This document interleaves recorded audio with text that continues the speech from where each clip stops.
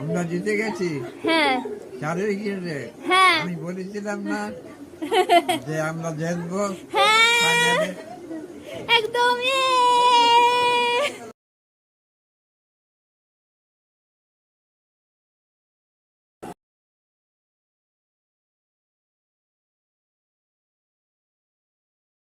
The 2025 champions of the LMCC Champions Trophy. Lift it Congratulations to India. করবে, দিয়ে দেবে। এইটা দেখার জন্যই কখন থেকে বসে।